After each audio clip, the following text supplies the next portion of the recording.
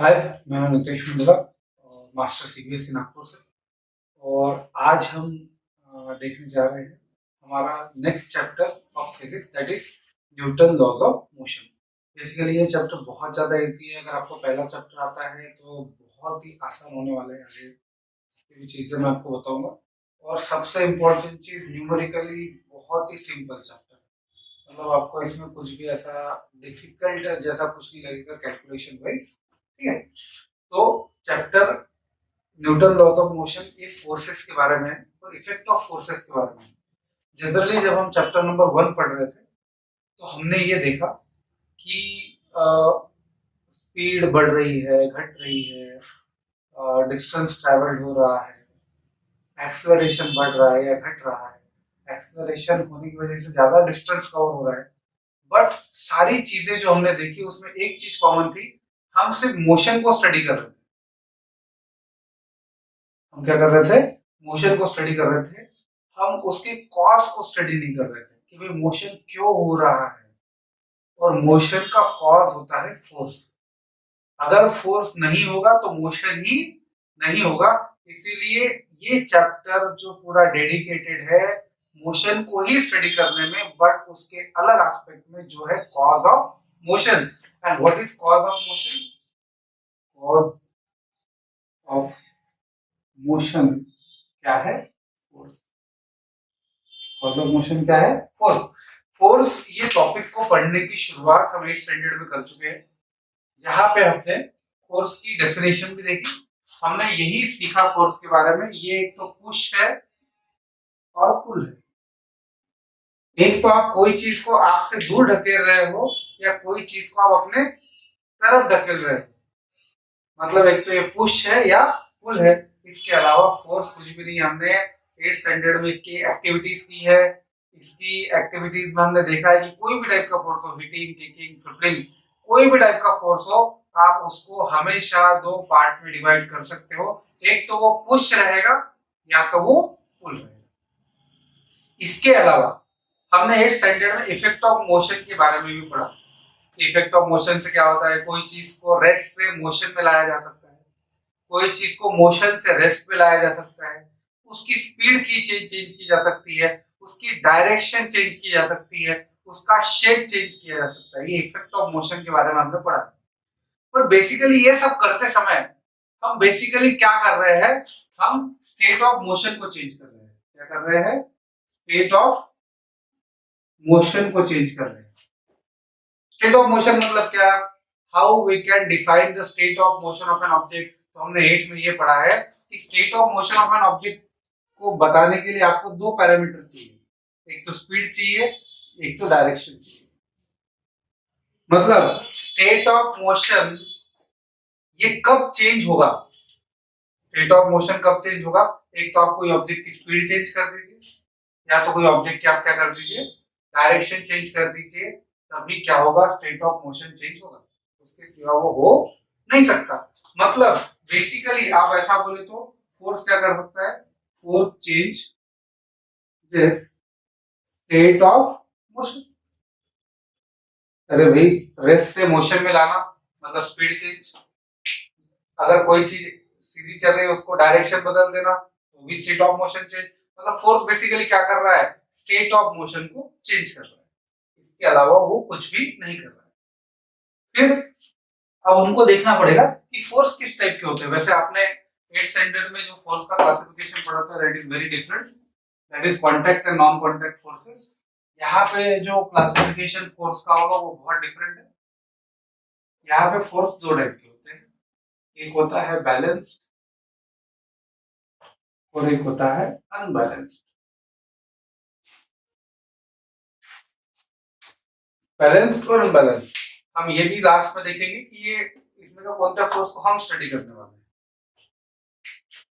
हैं। तो basically balance force का मतलब क्या है?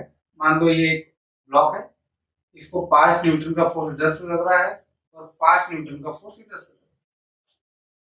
तो बैलेंस फोर्स का मतलब है जब इक्वल एंड अपोजिट फोर्सेस लगते हैं दो अपोजिट डायरेक्शन में, तो दोनों फोर्स एक में को क्या कर लेते हैं? नलीफाई कर लेते हैं। और ऐसे फोर्सेस को क्या बोलते हैं? Balance forces. ऐसे फोर्सेस को क्या बोलते हैं? बैलेंस फोर्सेस, इसमें कोई भी स्टेट ऑफ मोशन चेंज नहीं होता, मतलब balance force can't change state of motion. फिर ये क्या चेंज कर सकते हैं? कुछ ना कुछ तो करते होंगे, अगर लगते होंगे तो वो एक ही चीज चेंज कर सकते हैं, वो है शेप। कैन बी चेंज, मतलब ऑब्जेक्ट का शेप चेंज हो सकता है, बट क्या चेंज नहीं हो सकता? स्टेट ऑफ मोशन चेंज नहीं हो सकता जब ऑब्जेक्ट पे बैलेंस फोर्स लग रहा हो। इसका मतलब चैप्टर में इसके बाद, ये टाइम के बाद, जब भी मैं फोर्स ये टॉपिक की बात करूंगा या फोर्स के बारे में बताऊंगा, तो हम सिर्फ कौन से फोर्स की बात करेंगे? अनबैलेंस, बिकॉज हम तो बार बार स्टेट ऑफ मोशन ही चेंज कर रहे हैं, हम स्पीड चेंज कर रहे हैं, हम डायरेक्शन चेंज कर रहे हैं, इसका मतलब बार बार स्टेट ऑफ मोशन चेंज कर रहे हैं। और अगर state of motion balance force change कर ही नहीं सकता, तो हम उसकी बात करने को फायदा है? नहीं है। इसका मतलब हम जो बात करेंगे वो यहाँ से, जब भी मैं फोर्स से वर्ड बोलूंगा तो वो फोर्स कौन से टाइप का रहेगा? Unbalance force. अनबैलेंस फोर्स क्या होता है? मान लो ये ब्लॉक है, इसके ऊपर एक बार 10 न्यूटन का फोर्स और इधर 5 न्यूटन का फोर्स लग रहा है, तो बॉक्स की जो फाइनल डायग्राम निकलेंगी इसमें 5 न्यूटन फोर्स ये डायरेक्शन में रहेगा। क्यों? बिकॉज इधर के 10 न्यूटन का 5 न्यूटन नलिफाई हो गया ये फोर्स की वजह से। ये जो फोर्स बचा है इसको क्या बोलते हैं? Net force on the object. क्या बोलते हैं? नेट फोर्स या रिजल्टेंट फोर्स। क्या बोलते हैं? Resultant force. और ये नेट फोर्स वो डायरेक्शन में रहता है जो डायरेक्शन में पहले फोर्स जाता था। अरे भाई 10 न्यूटन से इधर खींचोगे, 5 न्यूटन से इधर खींचोगे, तो मैं किस तरफ जाऊंगा? 10 न्यूटन वाले की तरफ जाऊंगा। ये है पक्का? ठीक है। इसके अलावा, इसके अलावा ये फिर अनबैलेंस फोर्स करता क्या है? ये स्टेट ऑफ मोशन में चेंज ला सकता है। State of motion can change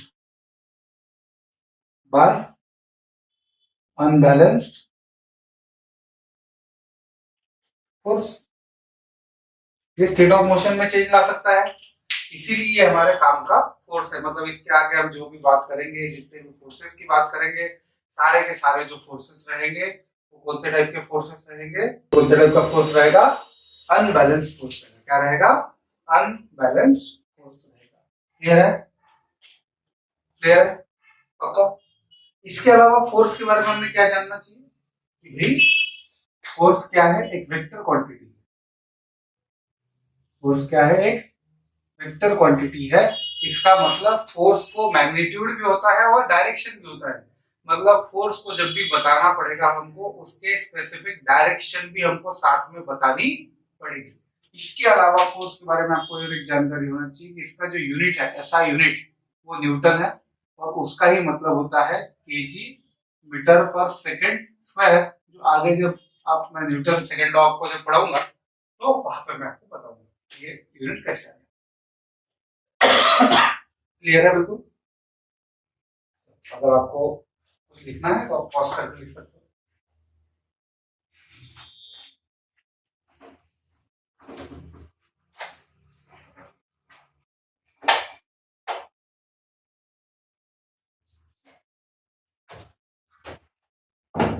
अब आते हैं हमारे मेन टॉपिक पे, जो है न्यूटन लॉज ऑफ मोशन। और ये न्यूटन लॉज ऑफ मोशन में पहला जो लॉ है, न्यूटन फर्स्ट लॉ, इसका नाम है लॉ ऑफ इनर्शिया। अब पहले इनर्शिया का मतलब समझना पड़ेगा। क्या मतलब समझना पड़ेगा? इनर्शिया का मतलब समझना पड़ेगा कि इनर्शिया होता क्या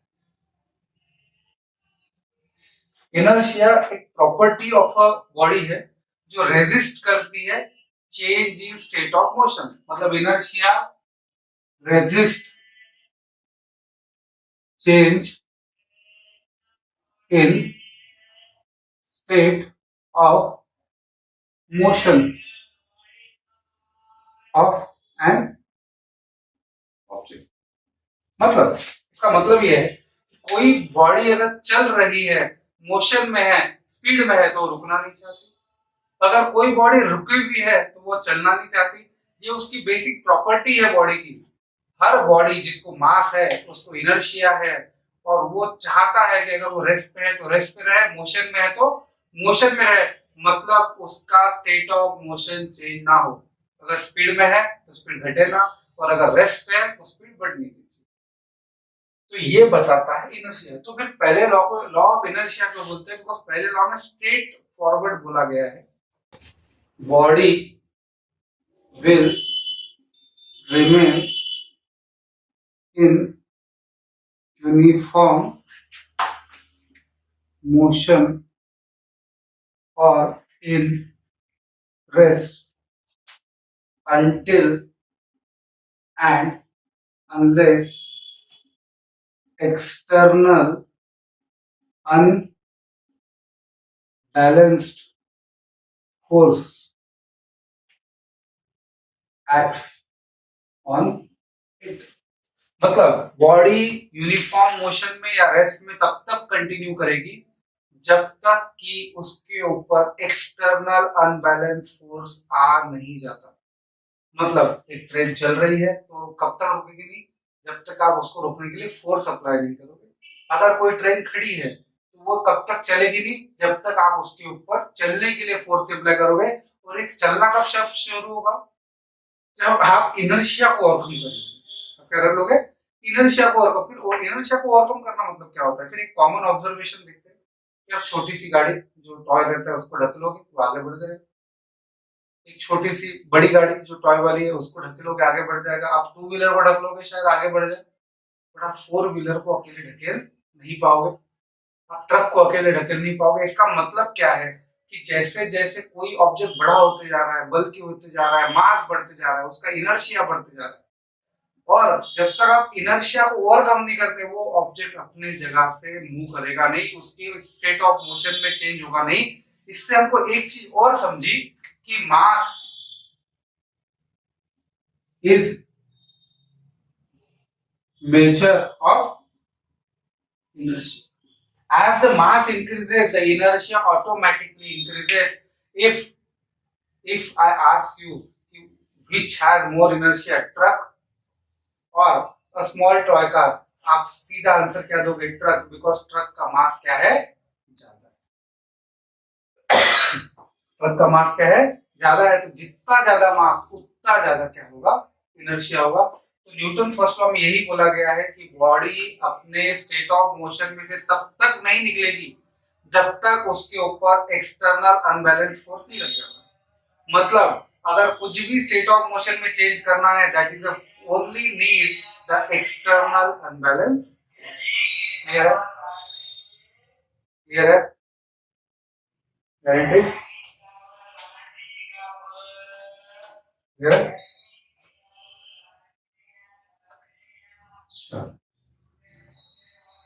फिर भाई इसका एप्लीकेशन क्या क्या है?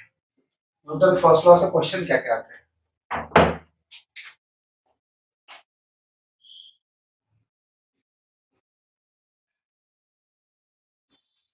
ठीक है, मान लो मेरे पास एक ग्लास है, उसके ऊपर मैंने कार्डबोर्ड रखा, उसके ऊपर कॉइन रखा, और कार्डबोर्ड बहुत तेजी से मार दिया।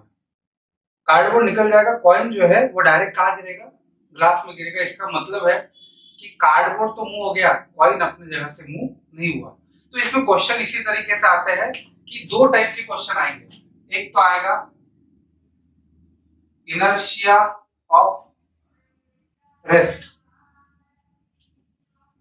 और एक क्या आएगा? Inertia of motion. क्या आएगा? इनर्शिया ऑफ मोशन आएगा। एक क्या आएगा? इनर्शिया ऑफ रेस्ट आएगा। एक क्या आएगा? इनर्शिया ऑफ मोशन आएगा। इनर्शिया ऑफ रेस्ट में कौन कौन से क्वेश्चन आ सकते हैं? जैसे कि when brakes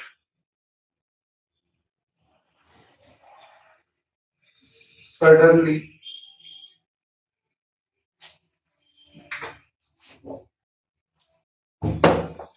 when bus suddenly accelerate, we tend to move backward. मतलब अगर बस अचानक रुकी हुई है और अचानक एक्सीलेरेट कर दे तो आप कहाँ चल जाते हो, पीछे की तरफ चल जाते हो। आपने ये एक्सपीरियंस किया हो। इसमें वो कह रहा है आपकी बॉडी रेस्ट पे है, वो अपने जगह से मूव होना नहीं चाहती है, बट जब बस मूव करती है तो उसको मूव होना पड़ता है और वो उसको रेजिस्ट करती है। इसीलिए जब भी बस आगे मूव करती है आपकी बॉडी कोशिश करती है कि वहां पे रहे, इसलिए आपको ऐसा लगता है कि आप पीछे जा रहे हो। आप कहा जा रहे हो, पीछे जा रहे हो। सेम चीज इनर्शिया ऑफ मोशन के बारे में है। When bus driver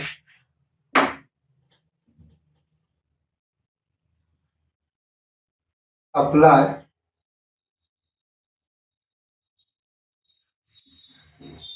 brake, then we tend to fall forward। मतलब जैसे ही एक बस ड्राइवर बस चलते हुए बस में ब्रेक अप्लाई करता है, हम कहाँ पुश होते हैं, आगे की तरफ पुश होते हैं। इसीलिए ये किस वजह से होता है, बिकॉज बस तो रुक जाती है बट आपकी बॉडी मोशन को क्या करती है, कंटिन्यू करती है। इसीलिए आपको इसमें और एक क्वेश्चन आ सकता है, seat belt are provided in the car. Seat belt क्यों प्रोवाइड करते हैं, in case of accident, in case of sudden braking you tend to move forward. आप फॉरवर्ड मूव करने की कोशिश करोगे, आपका सर लग सकता है स्टीयरिंग से, आपको चेस्ट पे लग सकता है, सामने के डैशबोर्ड पे जो भी है उससे। अगर आप इससे बचना चाहते हो तो आपको क्या लगाना पड़ेगा, सीट बेल्ट लगाना पड़ेगा। Even we tie whole luggage on the carriers, मतलब जो भी कैरियर पे हम कार के ऊपर या बड़े बस के ऊपर जो भी लगेज रखते हैं उसको हम टाई करते हैं, उसको बांध के रखते हैं। क्यों, बिकॉज जब हम अचानक गाड़ी आगे बढ़ाएंगे तो लगेज पीछे गिरने का खतरा रहेगा, जब हम ब्रेक मारेंगे तो लगेज आगे गिरने का खतरा रहेगा, तो दोनों भी ना हो इसीलिए हम उसको क्या करते हैं, प्रॉपरली क्या करते हैं, टाई करते हैं। इसके अलावा हम जब एक फ्रूट के पेड़ को विगरसली मूव करवाते हैं तो फल नीचे गिरते हैं। इसका कारण है, लीव्स नीचे गिरते हैं, the fruit and leaves get detached from the plant or from a tree because tree tree wants to continue its motion, but the fruits and leaves are at rest। इसीलिए जब we vigorously try to move the stem of a tree, क्या होगा, fruits क्या होंगे, नीचे गिर जाएंगे। इसके अलावा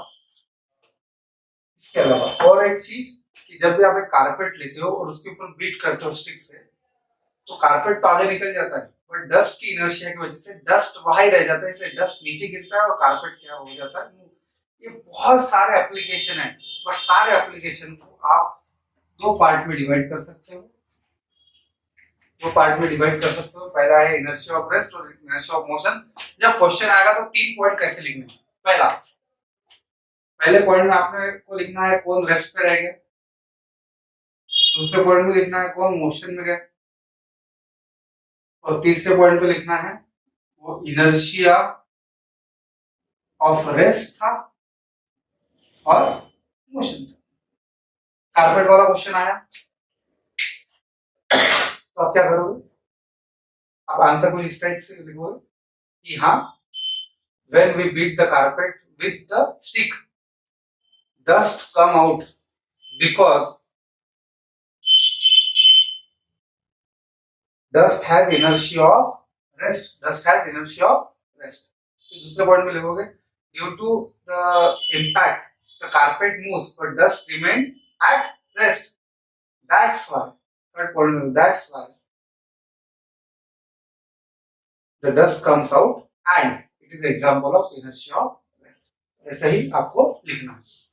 यहाँ पे हमारा न्यूटन फर्स्ट लॉ होता है, इसके सारे एप्लीकेशन हमने देख लिए और हमने इसके क्वेश्चन जो आते हैं वो मैंने आपसे सारे डिस्कस कर लिए। मैं सारे जो क्वेश्चन है वो लगा दो कमेंट में, ठीक है।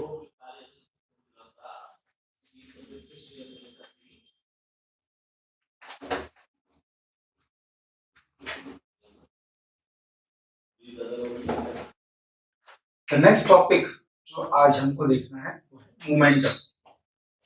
क्या है मोमेंटम? मोमेंटम का मतलब होता है मास इनटू वेलोसिटी। मोमेंटम का मतलब क्या होता है? मास इनटू वेलोसिटी।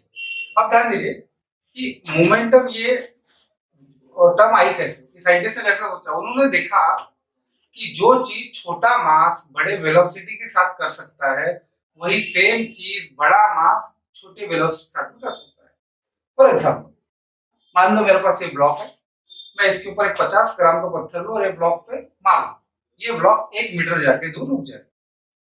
फिर से मैं ब्लॉक को वापस लाऊं और एक बड़ा 1 किलो का पत्थर लूं और छोटे एकदम कम स्पीड के साथ इस पे मारूं, तो भी अगर ये 1 मीटर दूर जाता है।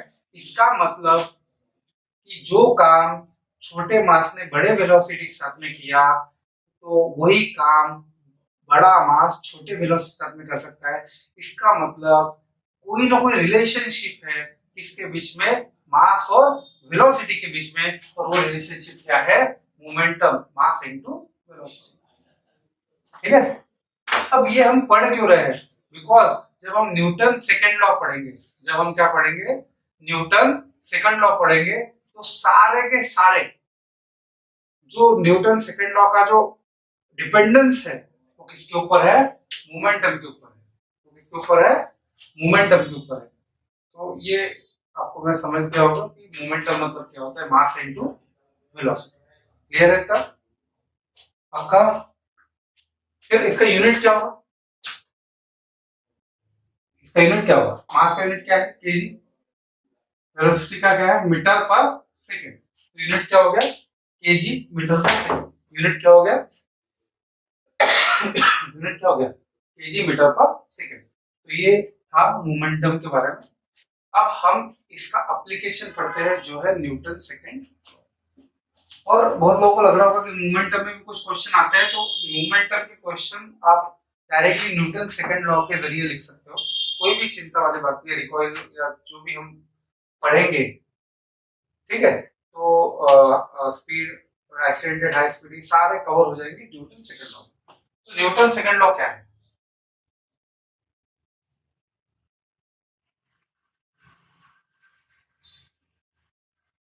न्यूटन सेकंड लॉ क्या बोलता है? न्यूटन सेकंड लॉ है वो जो पहले लॉ में अनबैलेंस फोर्स के बारे में बताया गया था, वो अनबैलेंस फोर्स न्यूमेरिकली कितना होगा। तो न्यूटन सेकंड लॉ बताता है external unbalanced force is directly proportional to, the external unbalanced force is directly proportional to the rate of change of momentum। जो एक्सटर्नल अनबैलेंस फोर्स हमने लगाया था कि हम स्टेट ऑफ मोशन चेंज कर सके, वो एक्सटर्नल अनबैलेंस फोर्स किसके प्रोपोर्शन में रहता है? Rate of change of momentum of body. Rate of change of momentum of body. इसका मीनिंग क्या है कि एफ एक्सटर्नल क्या है? F external is directly proportional to rate of change. का मतलब क्या होता है? Upon time taken. Rate of change का मतलब क्या होता है? Upon time taken. और ऊपर चेंज इन मोमेंटम का मतलब क्या होगा? Final momentum minus initial momentum. इसका मतलब एफ एक्सटर्नल का मतलब क्या होगा? P2 minus P1 bye T। अब P2 क्या है? मोमेंटम को हम हमेशा P से डिनोट करते हैं, जैसे फोर्स को मैप से डिनोट करते हैं, टाइम को T से करते हैं, वैसे मोमेंटम को कैसे करते हैं? P से डिनोट करते हैं। तो ये जो F एक्सटर्नल है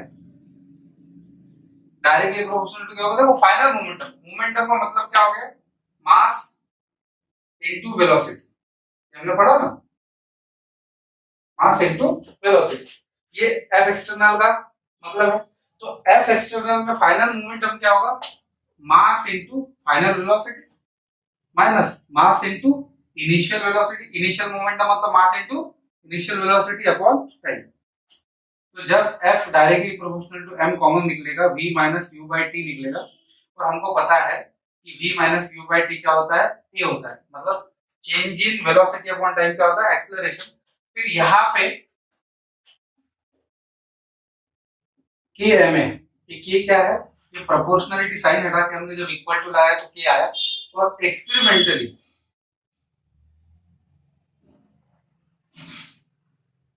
k इक्वल टू क्या आता है 1, इसलिए f इक्वल टू क्या होता है। और ये जो एक्सप्रेशन है ये है न्यूटन सेकंड लॉ का, मतलब इसका एक्सप्रेशन क्या है, F इक्वल टू एम। और इसी का दूसरा एक्सप्रेशन क्या होगा, m equal to v minus u by, इसका दूसरा एक्सप्रेशन क्या होगा, v equal to f equal to m into v minus u by t, because acceleration का मतलब ही क्या है, v minus u by t. Clear हो रहा है पक्का? तो फिर ये तो रैपिड रिवीजन लेक्चर है, तो आपको एग्जाम में कैसे लिखना पड़ेगा। जब आप ये ही चीज को एग्जाम में लिखोगे तो आपको एक बात ध्यान रखना पड़ेगा कि जितना भी आप टर्मिनोलॉजी यूज कर रहे हो सबको डिफाइन करना है। कि इंट्रोडक्शन पैराग्राफ लिखना है जहां पे आपको लिखना है एफ एक्सटर्नल का मतलब है कि force externally applied on the object, M का जो मतलब है mass of an object, V मतलब final velocity of an object, U मतलब initial velocity of an object, T मतलब टाइम।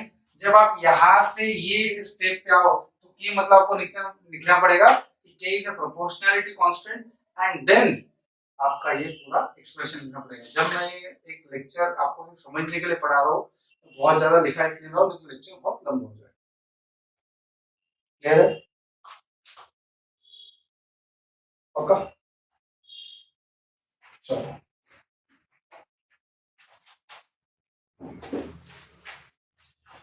फिर इसका एप्लीकेशन पार्ट कि भाई इससे होता क्या है। अब एप्लीकेशन पार्ट,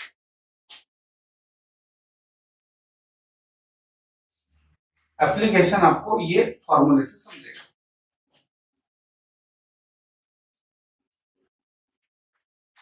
मान लो आपके तरफ, आप क्रिकेट खेल रहे हो, आपके तरफ कैच है, आपने वो catch t equal to 0.1 second में ले ली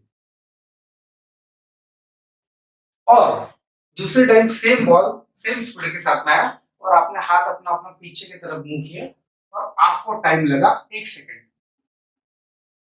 आप समझ रहे हो कि जब आपने कैच डायरेक्ट लिया 0.1 सेकंड में, तो अगर मैं फोर्स 1 सेकंड के लिए निकालता हूँ, फोर्स का निकालता हूँ 1 सेकंड के निकालता हूँ, तो ये जो फोर्स निकलेगा इसको मान लो एफ बोल दो। तो जब आपने 0.1 सेकंड में कैच लिया तो ये आपके हाथों पे जो फोर्स लगेगा वो 10 एफ है। क्यों? बिकॉज टाइम है अपॉन में, टाइम है अपॉन में। और जब डिनोमिनेटर बढ़ता है, जब भी डिनोमिनेटर बढ़ता है तो फ्रैक्शन की वैल्यू घटती है।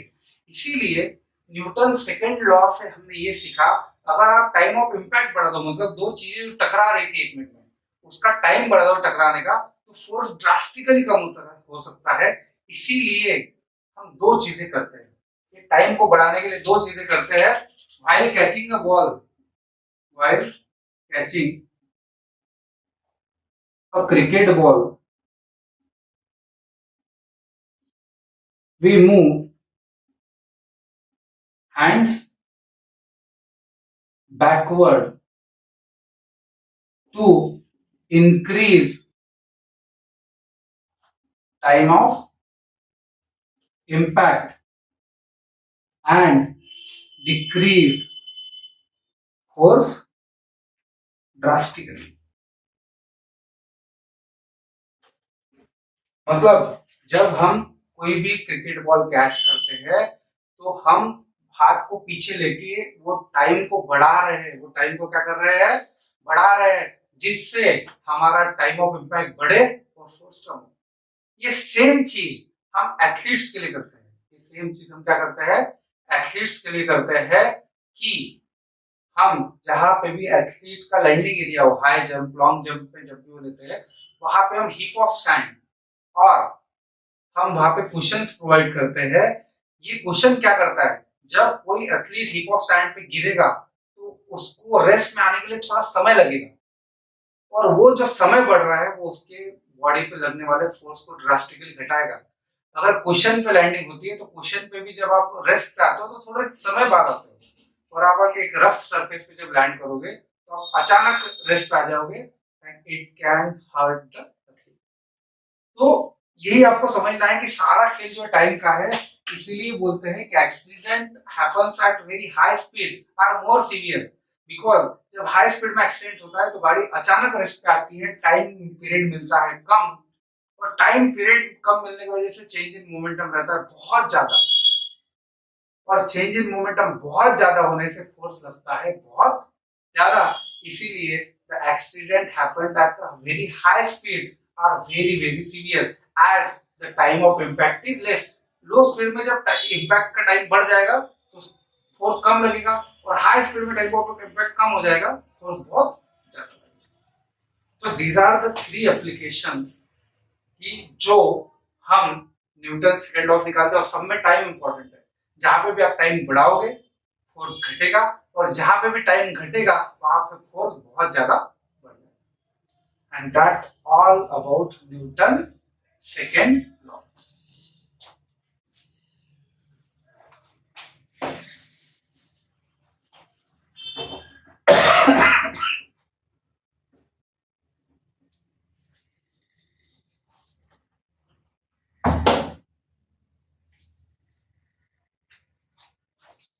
अब आते हैं इसके न्यूमेरिकल टॉपिक्स पे। तो न्यूटन सेकंड लॉ में आपको क्वेश्चन कैसा आएगा,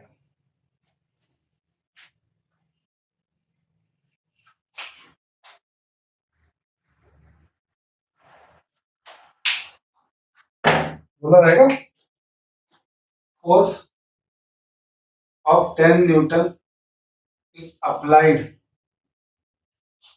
on mass of 2 kg. Find acceleration. Find acceleration. मैं सिंपल सवाल ले रहा हूँ, मैं डिटेल जो वीडियो बनाऊंगा इसके ऊपर वो बाद में बनाऊंगा, न्यूमेरिकल का एक अलग से वीडियो है। मैं एक सिंपल सा सवाल ले रहा हूँ कि इसका एप्लीकेशन क्या है, ठीक है। तो मैं 2-3 सवाल में ये सारे एप्लीकेशन कवर कर दूंगा,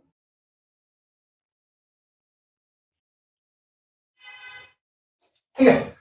तो गिवन क्या है, यहाँ पर मास दिया है 2 kg, फोर्स दिया है 10 न्यूटन, तो फाइंड क्या है, एक्सेलरेशन। इसका सॉल्यूशन कैसे होगा, by Newton second law, by Newton second law F equal to ma, therefore A equal to F by m, that is 10 by 2, that is 5 metre per second square. तो इसका मतलब क्या है, when a force of 10 Newton is applied on mass of 2 kg, it produces acceleration of 5 metre per second square. That is it. एकदम simple, F M M A का कोई भी दो चीजें दी रहेगी, थर्ड निकाल के बोलेंगे। तो ये एक टाइप हो गया एकदम सिंपल वाला। इससे थोड़ा सा अगर कुछ चेंज करना हो तो क्या कर सकते हैं, देखते हैं।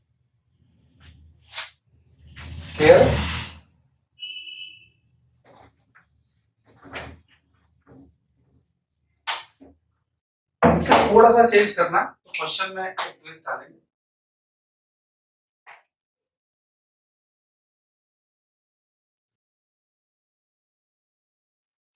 इसमें मास ऑफ अ बॉडी और object is 2 kg and force is applied which change body speed from 36 kilometer per hour to 72 kilometer per hour. Find force or magnitude of force.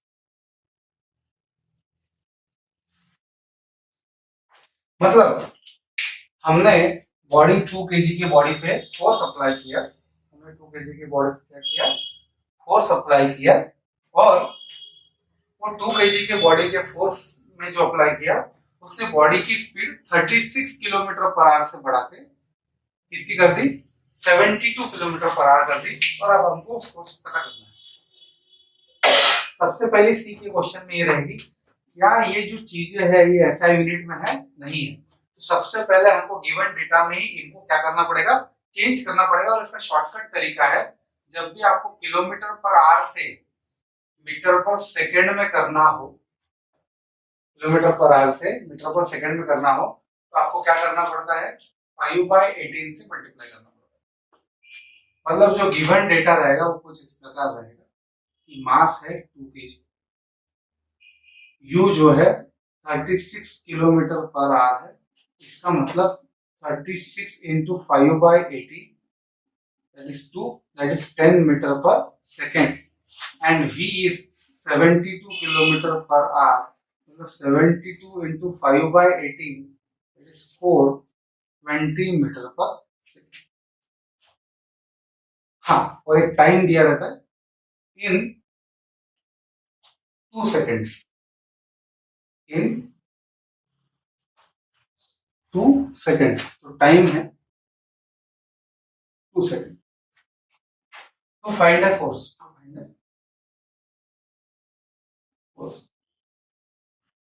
Solution कैसे सॉल्व करेंगे ऐसे question को, by Newton second law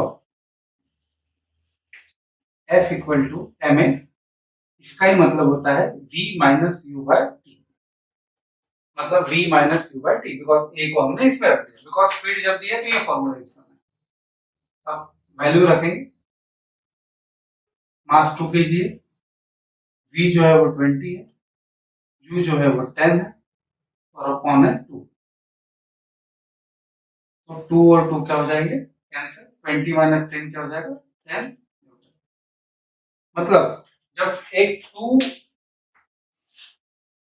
2 kg के object पे 10 Newton का force apply होगा तो उसकी स्पीड 36 से 72 हो जाएगी 2 सेकंड के अंदर।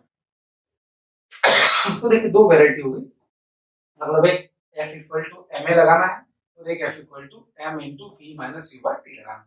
ये दो सिंपल क्वेश्चन हो गए। इसके अलावा जो थोड़ा सा एक क्रिटिकल वाले पार्ट आते हैं, ये आपका बेसिक है, इसके बाद में मैं अलग से वीडियो बनाऊंगा न्यूमेरिकल को, उसमें उसको कवर करूंगा। ये रहता है, ये चीज ध्यान रखो, किलोमीटर पर आवर को मीटर पर सेकंड में कन्वर्ट करने के लिए 5/18 से क्या करना पड़ता है, मल्टीप्लाई करना पड़ता है। क्लियर है तब?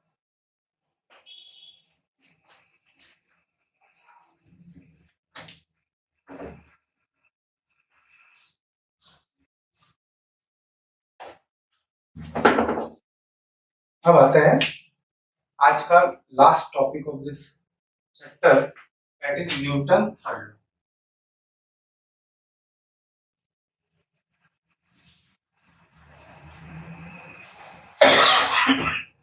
Newton third law, it is one of the simplest law, और ये एकदम सिंपल है। On every action, on every action there will be equal and opposite reaction. मतलब सिंपल बोला गया है कि हर एक्शन पे इक्वल एंड अपोजिट रिएक्शन होती है। एक्शन क्या है, एक ऑब्जेक्ट है, इसके ऊपर आपने एक फोर्स F लगाया, ये हो गई एक्शन, और ये फोर्स F लगाने की वजह से उसने आप पे कुछ R लगाया, वो हो गई रिएक्शन। और एक बार ध्यान दीजिएगा, F लगा बॉडी पे, R लगा यूर सेल्फ, मतलब आप पे, इसका मतलब action and reaction always acts on two different objects. मतलब हमेशा ये होगा, एक्शन जो भी चीज पे लगेगी, मैंने फोर्स लगाया, ये होगी एक्शन, और मुझ पे कुछ लगा वो रिएक्शन। ये हमेशा क्या रहेगी, दो डिफरेंट ऑब्जेक्ट पे रहेगी, और न्यूमेरिकली क्या रहेगा, आर इक्वल टू क्या रहेगा, एस।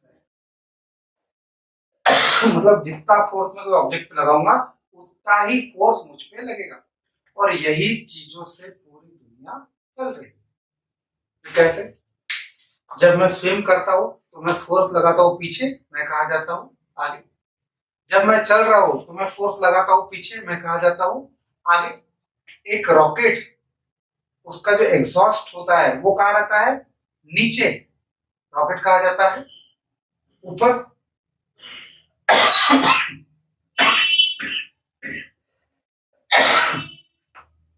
गन, गन में से गोली निकलती है, गोली कहाँ निकलती है, आगे, और गन कहाँ जाती है, पीछे। हम जब एक छोटे से बोट के आगे की तरफ चलते हैं तो बोट कहाँ जाती है, पीछे। मतलब हर जगह पे जो भी डायरेक्शन में हम एक्शन करते हैं उसके इक्वल एंड अपोजिट हमको क्या मिलता है, रिएक्शन मिलता है। आपको जब भी ऐसा क्वेश्चन आए एग्जाम में कि while swimming we apply force backward but move in forward direction, so that is due to the action reaction concept of Newton third law, which says that on every action there is an equal and opposite reaction. On every action there is equal and opposite reaction. When we tries to push a water in backward direction, so water push our body in forward direction. When we try to push our surface in backward direction, our body moves in forward direction. When rocket exhaust create a force in downward direction, the rocket gets move in upward direction. हर जगह पे when bullet try to move in forward direction, the gun get recoiled in backward direction. हर जगह पे on every action there is equal and opposite reaction. और इसमें जितने भी question आएगा उसको भी 3 पॉइंट पे आप लिख सकते हो। पहला पॉइंट क्या रहेगा कि एक्शन किसने किया, दूसरा पॉइंट रहेगा रिएक्शन किसके ऊपर हुआ, और तीसरा पॉइंट जनरली क्या होगा, the phenomena associated with action reaction by Newton third law, and that's why पूरा क्वेश्चन फिर से रिपीट कि when I try to walk I apply force in backward direction, मेरा पहला action. So as we apply a force or action on the surface, it gives back reaction. That's why we move in forward direction, and the phenomena associated with action reaction phenomena by Newton third law of motion।